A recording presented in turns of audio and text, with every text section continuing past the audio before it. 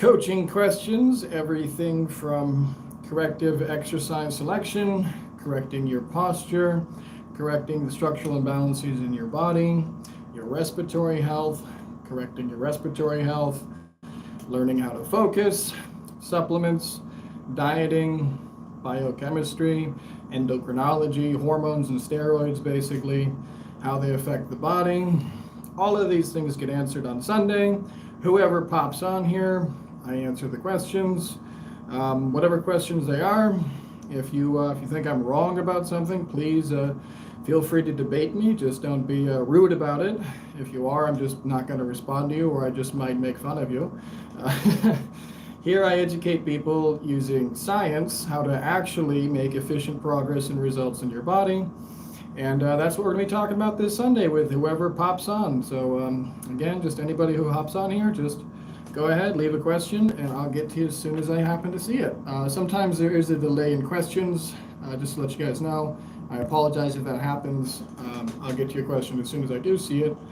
Again, sometimes the internet connection is a little spotty or something. I might pop in or out. Again, just apologies if that happens. Good morning, Philip. Good to hear from you, bud. I hope you've been doing your stretching and your breathing and all that other stuff that we talked about, and I will be seeing you later today. Hey, what's up there, Morton? Mr. Matt Morton. I'll be seeing you tomorrow on the Adapt and Overcome podcast, which I believe we'll be discussing biomechanics tomorrow, as well as something called tensegrity, which will be very interesting for you guys to be learning about. Tensegrity is kind of the yin to the biomechanics yang, if you will. Biomechanics is a study of movement in the muscles, and tensegrity is basically how to maintain correct postural alignment within the body.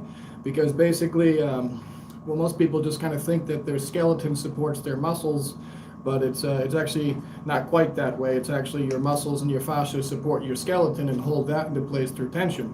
Yeah, exactly, Matt, the soft tissue connectivity. So there's a lot of new studies on fascia and the ways that this kind of things work.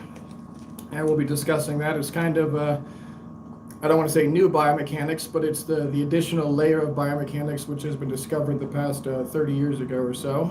And so again, biomechanics even goes back to like Leonardo da Vinci. He knew about these. He had extremely detailed drawings of human anatomy, the way that the body moved in the structure of levers. However, unfortunately, nobody talked to Leo about their training back then because nobody cared. So he fixated his energy on building machines and stuff, as we all know. But he had done many detailed dissections of cadavers, dead bodies, and he knew intimately how the human body worked. His drawings are quite beautiful, actually. But he and most people did not know about tensegrity until recently. So we'll be addressing that. Philip. Back to HRVT before we get to the new word you introduced this week. Oh, yeah.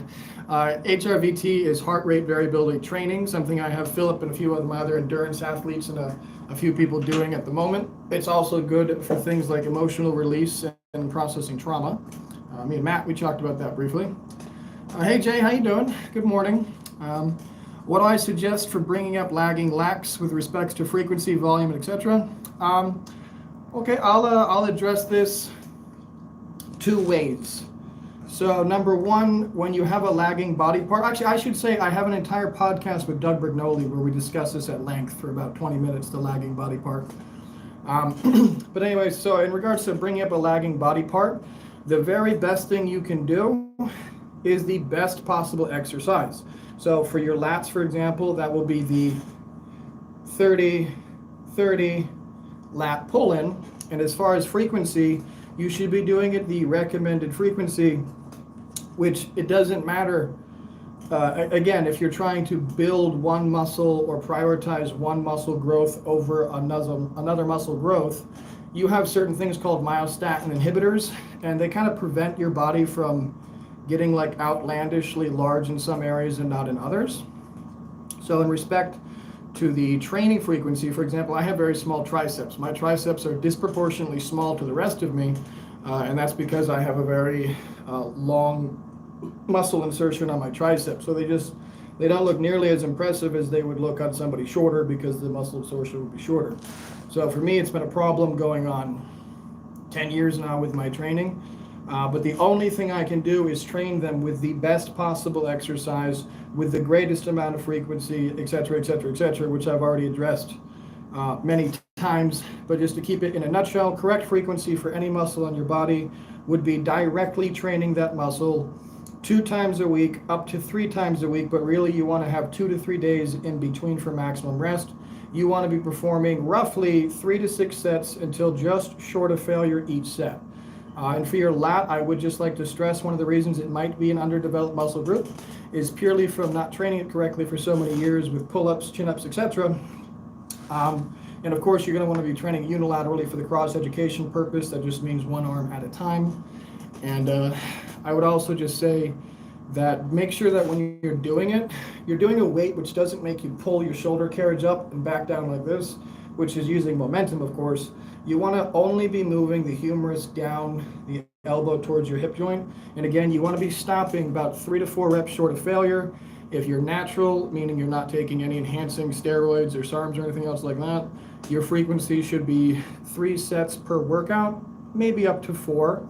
And then you'd wait 3 days before hitting the muscle again, up to 4 days before hitting the muscle again, and just maintain that. And as long as everything else is good, the muscle will come up as rapidly as possible. There's not really a whole lot you can do other than ignoring your other muscle you should not do. You basically should just be training everything to the best of your ability. Eventually, they will start showing more dramatically because your lat is a really big muscle in comparison to the other muscles on your body, and just by training them correctly over time, they will be shown. But again, this goes back to genetics and everything else. But I hope that answers the question in regards to a lagging muscle group. I think I got your name right here. Mohsen Bassam, how are you? I would love to know how you compare movement at arm length to lever angle. So tibia versus femur. Moment arm length, I'm sorry. How would I compare moment arm length to lever angle, tibia versus femur? Okay, so for example, it's all about the direction of resistance. So I think like a sissy squat would be a good example, a good way to demonstrate this. When you're performing a regular, let's say barbell backloaded squat, or even without the barbell, just a body weight squat, your torso is the weight going up and down. It's the weight because it's basically everything above the legs. The operating muscle will be the quadricep, which its job is to extend the lower leg or the tibia. And of course, it rests on the femur or the upper leg bone. Now, when you're doing it like this, you're basically 3 levers. One lever will be your lower leg tibia. Second lever will be your femur or your upper leg. Third lever will be your spine and all of the weight attached to it. Now, when you do something like a sissy squat, it doesn't matter if you're just leaning back and hold a pole, or if you're using a machine to brace against your shins and behind your knees. You'll be doing a sissy squat. You'll be laying your torso basically parallel with the ground or perpendicular with gravity. This will result in greater load magnification to the quadriceps. But we haven't really changed the actual angle whatsoever of the femur and the tibia. When you do a squat, it remains the same. When you do a sissy squat, it remains the same. The difference is direction of resistance. The difference is not even direction of the resistance because gravity's pushing straight down. It's the way that you're loading it by extending the lever. Basically, you're making the femur significantly longer and you're concentrating significantly more weight on this side. Your torso is further down.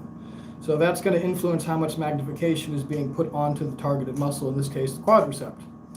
Now, you can do all kinds of angles, all kinds of various angles, but this is what determines the actual load that the quad is getting. As far as the correct resistance curve for the quadricep, it needs to be the same thing as every other muscle in the body, meaning it should start at a correctly lengthened length. So basically, like with the bicep, it would be neutral, arm to your side, upper arm bones stacked upon your lower or your forearm bones. And basically, this will be a mechanical disadvantage. Then halfway through the movement, my arm goes to a 90-degree angle, making it a maximum lever.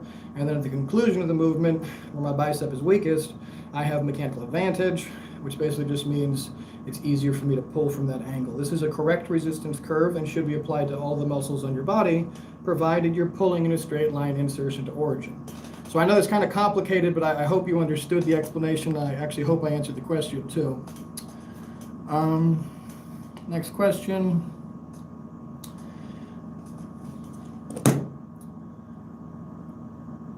And just to go a step further on that, it depends on the pivot point. So what I mean when I say this is taking the bicep curl. When your bicep is when your bicep is working, the forearm is the lever. Now the forearm typically is 13 inches on me, for example. It's a 13-inch lever. Now that's 13 inches. So this is a model of my arm bones. So what I'm talking about in the forearm, this would be my forearm. So this is actually the lever magnification. So you'll be essentially dealing with whatever point that the muscle inserts on the lever. In the case of the bicep, it's about 1 inch in front of the actual pivot point, or the actual hinging point. So that'll need to be countered in with the math. But again, you really don't need to know the math. It's trigonometry. It's really unnecessary. You just need to know that you're starting the muscle lengthened with mechanical disadvantage. You're ending it contracted with mechanical advantage. You're pulling in a straight line, and you're attempting to maximally load your levers without necessarily adding a secondary lever, which could compromise a joint. So again, I hope I'm answering your question okay, not too technically. Here we go. Is heart rate variability training a lifelong thing?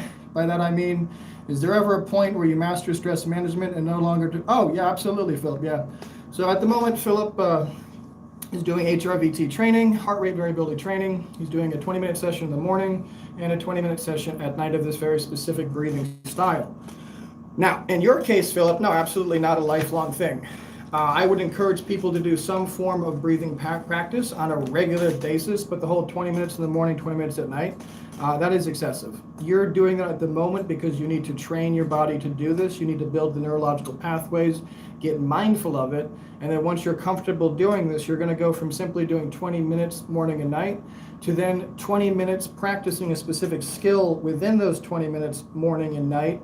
And then probably after about a month or two of that, you will have fully mastered it, hopefully. And then you'll simply only use it, as I always say, as another tool. So your breathing techniques are a tool, just like your diet is a tool. You can use keto as a tool. You can use a high-carb diet as a tool. You can do all kinds of things as tools. You can use steroids as tools. You can use everything are tools. There's no such thing as a bad drug. There's no such thing as a bad anything. There are levels of efficiency or inefficiency in ways you can use something correctly or incorrectly. But again, it all depends on the application of the poison, if you will. So next we got, I drink a lot of coffee and wonder, does caffeine enhance the effects of HRVT? As far as caffeine enhancing the effects, it would, I think it would actually depend on the individual and the desired result. So you know the HRVT is a very slow, controlled breathing, but that does not necessarily need to be the way that it's performed.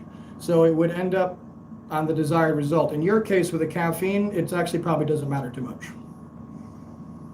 I have a pain in my triceps insertion point tendon, which I feel more with certain percent of range of motion rather than number of reps. Okay, so if you have a pain in your triceps insertion, I would ask you to make sure you're certain it's actually the tricep and not the forearm or something else. If you do know it's the tricep, no worries. I would imagine you probably experienced the pain when you're in this portion of the movement if you're doing cables or dumbbells, when you're in the fully, let's just call it relaxed portion or elongated portion. And this is because the tricep is fully stretched. And then when you go to start the movement, it probably hurts, I'm assuming, when you do that, but in the rest of the movement, it probably doesn't hurt that much. So if this is the case, your tendon is simply overworked, and what you have to do is simply lower the weight, 20, 30%, maybe 40% lower the weight for a couple weeks. This is because tendons heal much slower than muscles. So your muscle could be getting stronger than your tendon is, or you also could simply be doing rapid jerking movements, trying to move the weight more rapidly perhaps. When you're doing your contractions or you're going up like this, do it in a slow, controlled way. Don't jerk it, and again, lower the weight. It should fix all those problems. If not, just get back to me next week. Let's see here, Matt. Good question, Phil. I suffer from PTSD due to certain combat while I was in Marine Corps. I use the 20-minute breathing. Yep, that's very good. I'll see you tomorrow, Matt. Yeah, we got the podcast coming up. For you guys, Matt Morton at Adapt Fit, we got a podcast tomorrow coming up. It's going to be really interesting.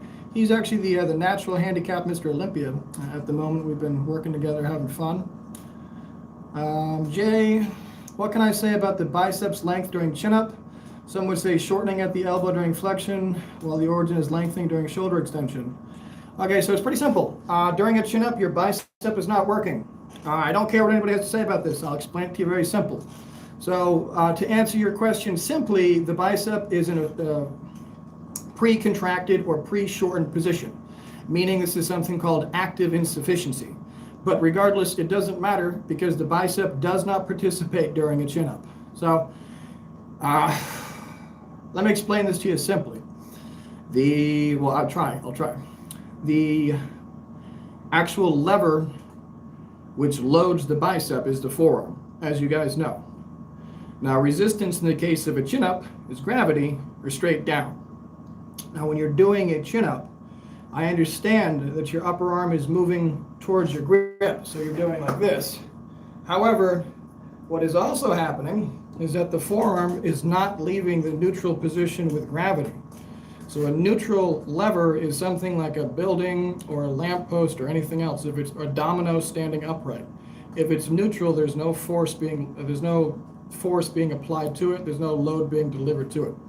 When you're doing a chin-up, your lats are doing the work and your rear delts are doing the work and lots of things are doing the work, but your bicep is not doing the work. If you want to make your bicep do the work, you can do that by taking your forearm outside of neutral with gravity. But I would love to see somebody do that without the assistance of a second bar or a machine or something. It's completely impossible to use your grip to rotate your entire body backwards on your forearms to load your biceps. So again, when you're doing a chin-up, your biceps are not participating in that movement. But back to the questions. I hope that answers your question about the chin-ups as well. I don't think anybody should be doing chin-ups. I mean, there's much better exercises and they hurt your shoulder joint. Okay, so hi Savard, Luigi. I think it's Luigi. I'm picturing Mario and Luigi. You got a slap tear at the movement prolotherapy. So my question is, for ligaments injuries, what kind of supplements, food would you focus on? Does magnesium and a bit of collagen? Actually, yeah, you got a great idea already. So I would recommend something called ZMA. It's a zinc and magnesium blend. I would also recommend collagen. It doesn't matter too much, but just make sure that you do a little bit of research. Some of the companies are just complete bullshit and they'll overcharge you. But yeah, definitely, you can't take too much collagen either. Also, it's going to sound a little bit silly, but steak. Eat lots of steak, eat lots of eggs. These things are full of amino acids and stuff that you need for repair. And also, anytime you have any kind of a ligament injury or tendon, two things I'd like to say about it. One, if you're able to continue doing movements as much as possible with that, whatever it's attached to, keep doing movements with it. Do not use resistance bands. I know your damn PTs and OTs are going to tell you to use resistance bands. Do not use resistance bands. Resistance bands will be providing the greatest amount of load where the tendon or the ligament is weakest. So do not do that. Simply use an ankle weight or something very light, a water bottle. I don't know, just whatever you need to do to make it work. But keep moving it, and also your opposing side. So whichever muscle group is the same on the other side, make sure that you're still training that regularly for the cross education. It'll actually heal the muscle group on the other side faster and continue giving strength to there as well. Back to you, Jay. You feel it at a full contraction. So you noticed internally rotating my arm reduces the pain during full elbow extension. So yeah, okay, so if that's the case, then yes, it probably is your tricep. And I would say good thing about the triceps is they don't care about your hand position. So your actual grip position when you're doing a tricep extension is irrelevant. And this is because it has no effect whatsoever in the insertion of the tricep. So whichever is most comfortable for you. And I don't know if you're doing dumbbells or cables, but I would recommend cables just for the ease of control. the ability to really contract slowly with, continuous resistance throughout the entire movement, and it's a slightly better resistance curve. And again, just remember to really lower the weight. And again, your muscles, simply, they could be getting stronger than your tendons, or again, very simply, you could have just been doing kind of jerking or let's just say damaging movements, trying to move a weight which is too heavy. You should be shooting for something between, in your case with this, something between 20 to 40 repetitions, and it should be a very lightweight. It should be, again, I don't know how big you are or anything, but we're talking something between like 8 to, 15 pounds, I would think at the most would be plenty. But again, I don't really know your stats or anything. You don't have to tell me, just use your judgment on this one, you know what I mean? Back to supplements, by the way, I would like to mention a couple things about supplements, guys. I know so many people don't like supplements. They're like, oh, I don't take pills, I don't take vitamins. You have to. You have to. I'm not going to get into mine, but I take like 90 every single day. I don't even know how many pills it is. It's a lot of pills. I have to split it up 3 times throughout the day. I do a little shot glass full of pills every time. You have to take them because it is 100% impossible to get all the vitamins, minerals, amino acids, and everything else you need through your food alone. It's not possible. I don't even care if you're the richest person in the world. It's not possible. It's not. Now, this is for many reasons, bioavailability being one of them. Another one is simply just plot farming, how farmers are four-square farming and they're depleting all the nutrients in the ground. Something like 20 years, we're going to have none left, essentially. Outsourcing things like China, where the air is extremely polluted. This affects quality. So, I'll give you a real simple example. I've used it before, but I'll give it again. Something like 30 years ago, to get all the vitamins you needed, all the vitamin C and K that you needed, you just needed to eat like 3 carrots. Nowadays, you got to eat 30 pounds of carrots, so to get the same amount. So this is what I'm talking about. On top of the fact that our foods have been genetically modified to be larger and more colorful and all these other things, we're just completely depleting them. And the way that the diet is nowadays with most people, it's not good. Sorry, but just focus on your diet. But again, you guys, you really have to be supplementing. If you're spending all kinds of money on the gym and all this other things in your food, but you're not supplementing or taking the time to learn what things to supplement, your efficiency, your results are not going to be nearly as good. Back to you, Jay. So your question about biceps length throughout the chin-up, elbow flexion, extension during shoulder flexion, extension. Now, does the chin-up a good... No, yeah, I got you, bud. But during the chin-up, your bicep is going to be pre-shortened or pre-contraction. So again, it'll be an active insufficiency. So the elbow, if you want to get technical, the elbow will be flexing, but again, it's basically nothing to do with the bicep. Is there an additional reason why chin-ups are a waste of time for building bigger biceps? What do you mean? An additional reason? Okay, a chin-up does not target your bicep at all. Your bicep does not receive load during a chin-up. So you doing a 5-pound bicep curl is more productive than you doing a chin-up for your biceps. So just like if you do a hanging knee raise or you do leg raises, you will not develop your abdominals. Your abdominals do not participate in that movement. Just like if you're doing incline bench press, you are not training your pectorals. Okay? You're training your front deltoids and other muscles. You are not training your pectorals. There's no benefit whatsoever to doing that exercise. There are only negatives to doing an incline bench press. There's no benefit to doing a knee raise outside training your hip flexors, which there are better exercises for. There's no benefit to doing a chin-up for your bicep because your bicep does not participate in the chin-up. Another good example would be dips. Your tricep does not participate in a dip. Does not. I don't care who you are. Does not. And for the same reason, the bicep does not participate in a chin-up. During a dip, the tricep, or the lever that the tricep connects to is a neutral lever. And even if I was to put oil on the dip bars and I was to go ahead and plant myself and do my dips, I would be overstretching and training my front deltoids, slightly training my pectorals. I would not even a little bit be training my triceps. I could cut my triceps with scissors, just cut them off the bone surgically, and I could still do a dip. I could cut my bicep off the bone and still do a chin-up. Does this make sense? I hope so. And again, guys, I urge you, you simply, I know this goes against a lot of what you guys hear and what you think you know, but I urge you, you don't have to believe me. You can Google an anatomy chart. You can Google biomechanics. You can Google tensegrity. You can Google cross-education.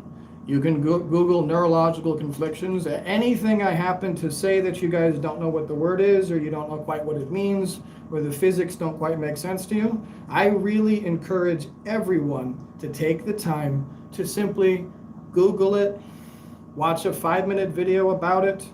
I mean, really, it'd be better if you learned more about it, but that's depending how serious you are in the field. I can't make people learn about physics. I can't make people learn about their bodies. Some people are very interested, some people are not.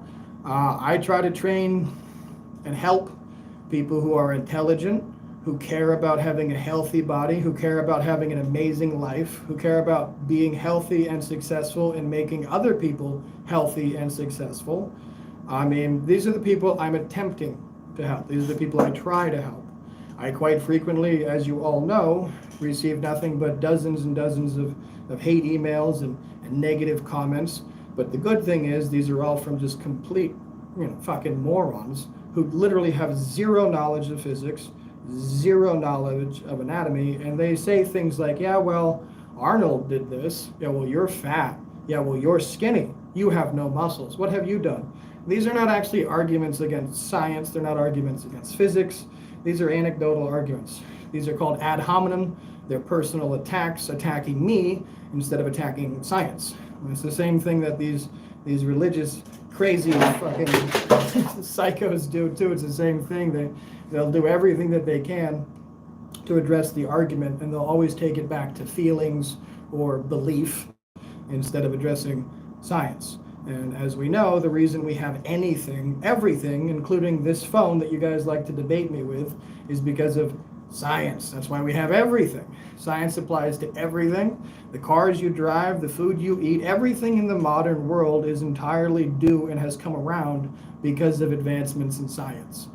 And so if you're going to use it in every single aspect of your life, why would you not use it in your exercise selection? Why would you not train intelligently?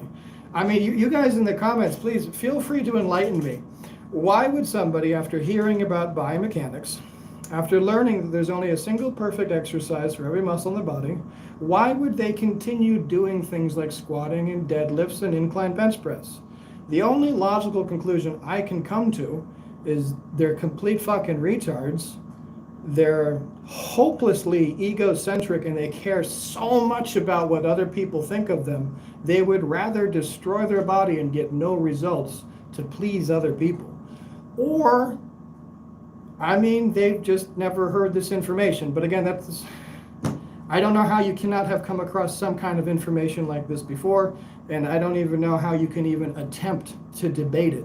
And this is why for 7 years I've had an open challenge to every single coach or trainer. I don't care who you are, that retard Jeff Cavalier from Athlete X, the Greg Douchette, who I have a lot of respect for, but he knows nothing of biomechanics, Coach Henry, Dave Palumbo, Dorian Yates. I don't care who they are.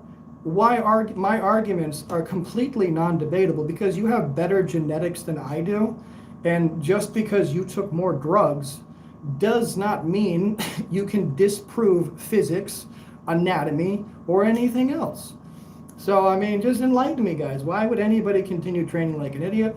I don't know. I frequently go to gyms everywhere. I make these videos. I try till I'm blue in the face to help people. Nobody wants to hear the message. Everybody would rather spend 7, 8, 9 hours a week in the gym instead of 1 or 2 hours a week in the gym. Everybody would rather destroy their body and take 15, 20 years to get a good body instead of getting the same body in 2 or 3 years with zero damage. I don't understand. You guys tell me. I don't know. But anyways, back to the questions, guys. Sorry for the rant. I can't help it. I go out of my way to explain these things to people. I make all these videos. I got all my books. I have all my materials, my articles, my lectures. I travel around lecturing about these subjects. And still it is typically met with the old, oh, that's nice, but I'm going to go back to doing my incline bench press and deadlifts and squats, getting no results and being angry, et cetera, et cetera, et cetera. Oh, and you're an idiot. Why would you say those things? This is why I'm a bit of an introvert. I think most people, generally speaking, are just really stupid. And I have yet to be disproven on that, and I've interacted with God knows how many hundreds of thousands of trainers and so-called experts in the field. And generally speaking, they're all complete morons who have the same arguments, who say the same garbage. I mean, you can literally, this is why I can do my arguments for intelligent exercise videos. I can do those videos because nobody will debate me. And these are the points I would be making in my debate. Exactly the points I would be making in my debates. And I can do it again because I know every single point that they're going to make. They're like a broken record. Their points are always the same, and they're always just as easy to disprove. It is what it is. Exercise, the actual exercise, like exercising for like developing a body or physique or anything else, has only been around for about 100 years. That's it. And in that time, the amount of stuff that we have learned is insane. And the information I'm talking about, I didn't just discover. It's not new. I didn't make it up. I'm standing on the shoulders of people much, much smarter than I am, entire groups of scientists who have discovered this and worked it out over the years. I'm not a masochist. I don't enjoy being told on a daily basis by dozens and hundreds of people what a moron I am, how stupid I am, what an asshole I am, all these things. I don't enjoy that. I do what I do because I firmly believe in what I'm doing. I want to help you guys because I wish I had this information years ago when I started training. I did not. Nobody was telling me all this stuff. Nobody was explaining anything to me. I was a very stupid person doing many stupid things for many stupid years of my life, but I was trying constantly to get better. And when somebody approached me with new information, I studied it.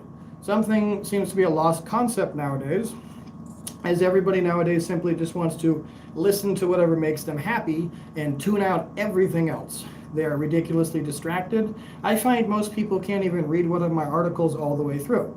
And my articles are typically only 12 to 15 pages. It's impossible for me to even imagine not being able to focus for 15 pages. That's insane to me. The number of people who even read books nowadays is extremely low. I have to keep my videos ridiculously short because of the attention span of people. I would like to make long, comprehensive lectures, but they're just not anything that anyone is interested in. So I have to do simple 5-10 minute videos, unfortunately, because of the way that the world is. But it's just a symptom of the time. As you guys, well, hopefully, as you guys know, the reason everybody is such retarded, pathetic, disgusting people nowadays with no ability to think for themselves, to endure any form of hardship or criticism, is because we are in very good times. The world is extremely soft, and it was made this way for us by our forebears who created this utopia for us. Now that we don't have to hunt anything, we don't have to kill anything, we don't have to focus every waking moment on our survival, now we're a bunch of weak-minded little bitches who identify as dragonkin and who think that we're dogs and who purr instead of speak and who can't tell you what a fucking woman is. And it's absolutely and utterly absurdly ridiculous that no one has the balls to stand up for the truth. And I do so because I don't see anyone else fucking doing it. And I'll take the abuse because I don't mind. And I also know that all the verbal and abuse that I get in the comments, they're just opinions. All they are is somebody's opinion that they have the availability to type out and write down and is now permanently there. But it's still just an opinion. Now, if somebody comes up to me in the street and they tell me, I think you're an idiot, you don't know what you're talking about with exercise because you're a small, skinny little fuck. Well, number one, they would never say that because I'm 215 pounds. I'm quite large looking. Nobody would ever say I'm small. Nobody would ever tell me I'm wrong to my face like that, and if they did, I would ask them to debate their position, which these morons never do. They just leave a hateful comment, and leave. They do not engage and they don't debate.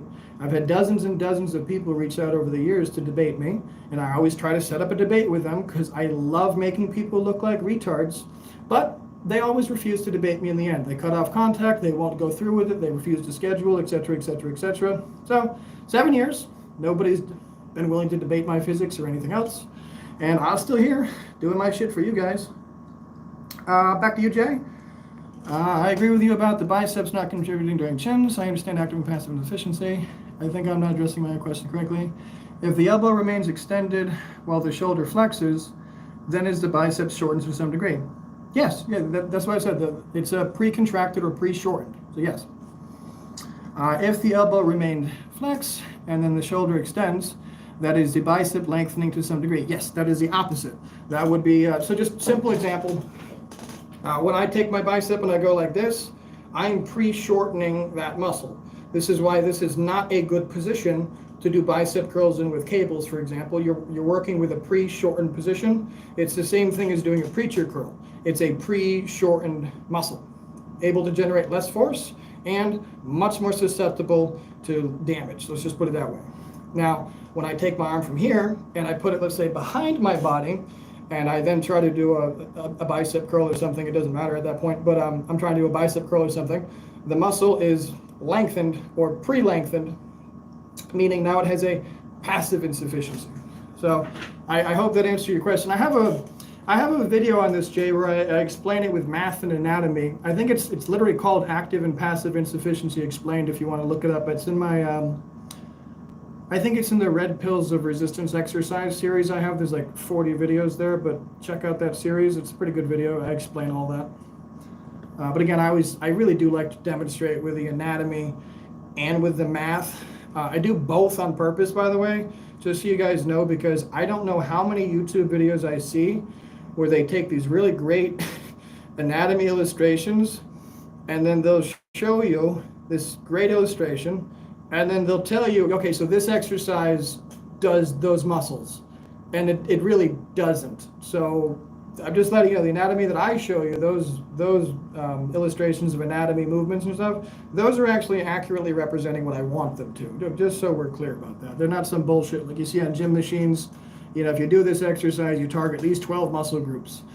Those are not right. I don't know who makes these gym machines, but they're fucking morons, and they all need to have new jobs. Well, their job is making money, so they're doing a good job making money. They're not doing a good job training your muscle groups. So what happens to the length of the biceps during chin-ups? Both the elbows and shoulder angles are changing at the same time. Okay, so let's see how I explain this with my stick here. This is going to do it. No. Okay, so what? Thank you. That's actually a good question. So the length of the biceps during chin-ups, essentially for the vast majority of the movement, is going to be pre-shortened. Now, at the final, I mean, depending on the person, give or take 20 to 30% of the range of motion, it's going to have the opposite. Well, more like 20%. It's going to have the opposite. It'll be elongated. But again, this entirely depends on whether the person is doing, entirely how the person is doing the chin-up. There's a million ways to do it. Most of them are not right. But I hope that answers your question. Not really sure why it's so important to you, but yeah, it's just really not that important during chin-ups. And again, I don't recommend chin-ups anyways. They're not a very good exercise in my opinion for most things. And again, they really do kind of hurt your shoulder cradle. So the reason I say this, by the way, is when you're doing chin-ups, essentially your shoulder is rubbing up on that triangle-shaped bone, and it's literally just kind of crushing the tendons in that area. So that I don't know why you'd be doing chin-ups. All you need is a cable and a pulley, and you can do a perfect lateral pull. You can do, well, I mean, there's a lot of things you can do, but the easiest possible thing would just be doing a 30-30 lateral pull with a cable. You don't need a gym for that even. You need to go to Home Depot, buy a pulley for $6, buy a cable for $5, get some kind of a handle, and then hook the cable up to some cinder blocks or something, and you're golden. Boom, all done. I have a video coming up about pulleys, by the way. I explain how pulleys actually work and redirect force and how to set up a pulley home gym system and stuff. I have other videos, by the way, about how to set up a home gym system with pulleys. I got a whole bunch of them if you guys want to check them out. Just don't forget that with my YouTube, I got a ton of videos, 500-600 video guys. Click on the little circle icon of me. You'll see down here at the bottom left. If you click on that, it's going to take you to all of my content. You'll see I have something like 20 or 30 different playlists, a whole different videos, my lectures, how to build a home gym, red pills of resistance exercise, breathing exercises, postural correction. I mean, it's so many different videos, guys. Just check those videos out too. Don't just wait for new content to come up. That's a big mistake a lot of people make on YouTube, is continuously waiting for new content. So many channels have amazing content, but you got to click and kind of dig through the stuff for what you're specifically looking for. And again, even a lot of my videos, they don't have the best titles. I should probably change some of the titles to make them easier to find for you guys. I just haven't yet. I'm sorry. I'll get to it eventually. But anyways, I'm gonna start wrapping this up, guys. So whatever questions you guys have, let's try to get the last couple of questions in, and I'll shut this down in about 5 minutes or whenever I finish answering the questions. I got another client to get ready for, an article, and then I have a fun little barbecue I'm doing later with a couple of friends of mine. So I'm looking forward to that as well. And then back to work, of course, because there's no rest for the wicked, so there's no rest for me either. So, oh, and just while I'm waiting for the questions, guys, as always, I would like to just shamelessly plug myself. If you go to the description, you'll find my Etsy store, my website, all my other, Instagram, Facebook, all that crap. I would really encourage you guys to go to my Etsy store. I got like 30 or 40 different things there. And when I say store, it's really kind of a joke. Everything there is about $1 to $5, except for my books, which are $20. And those things, when you buy them, those $1, $2, they go to me, but really I just put the money back in the channel. It's kind of all I do with it. All those things, they're exactly what you need. They're monthly workout trackers with the plan explained. They're diet plans with the plan explained. Build your own plan, how to get coached, how to self-coach. My books are all comprehensive. Perfect exercise flashcards, handicap perfect exercise flashcards, how to build a home gym explained. I mean, it's just so many things, guys. I have like 15, 20 more things to put on the store. I haven't even got around to it yet. I have a new cookbook I'm working on for you guys. A lot of you don't know, but I was actually a fine dining chef for 16 years, and I did a high-end catering as well for a little while. So I'll be finishing up a bodybuilding cookbook, and then I'll also be finishing up a 5-minute meal bodybuilding cookbook, and I'll have both of those put on my Etsy store. Same thing, they'll be $1, $5. I'll probably do some YouTube videos showcasing me making a whole bunch of the recipes, how easy they are to make, how tasty they are and shit. I know a lot of people do this. I think maybe I just have kind of a unique perspective on it, perhaps because I value efficiency, so cooking really easily and quickly, and also making it taste good, but also making like bodybuilder meals. So as a chef for like 16 years all over the world, I think I can make that happen probably a little bit better than most people. Most of the recipes are just things that either I eat or I recommend my clients eat, or recipes I've made for clients in the past, or even a lot of recipes I had at my restaurants. They're healthy, obviously. But anyways, back to the chat here, guys. That wasn't very nice. Who cares about biceps during chin-ups? Piss off, Jay. That wasn't very nice. But the good news is, Jay, biceps really don't factor into the chin-up too much. You now have a bit more information about them anyways. Don't worry about the fella saying that to piss off. That's just an opinion, as I've already addressed. Opinions are like assholes. Everybody's got one. They all are shitty. Even my opinions are shitty because my opinions are not backed by science. This is why when I give you guys an opinion, I always make sure to tell you in my opinion, because my opinion could be wrong. It could piss somebody off. I could be completely fucking retarded with my opinion. I don't know. That's why it's an opinion. Most of my videos, 99% of it, is not opinion. It's science and fact, which is a bit more important than somebody's opinion of you or what you think. Just because, again, they have the ability to write down the opinion and put it there for you to look at, don't give it any head space, don't give it any room in your head, guys. Just good advice. Let it go. The same way you let it go if somebody just kind of told it to you on the street, some random stranger walked up to you and said some random shit to you. You wouldn't sit there and dwell on it on your head, would you? No, oh, well, there's a crazy person, and you'd keep walking. This is what YouTube comments are, Instagram comments, Facebook comments. And also 8 times out of 10, it's not even a real person, it's a bot. So anyways, guys, I'm going to end it for today. I hope that was very helpful, everybody. If it wasn't, sorry, I did my best. You guys have a great day, everybody, and I'll see everybody next week if you tune back in. Stay tuned to the YouTube channel this week. I got a lot of really fun stuff coming up. Some really, really interesting videos you guys are going to want to see that you've never seen anywhere else before. Actually, I'm positive of it. And that's it for me, everybody. Y'all have a great day.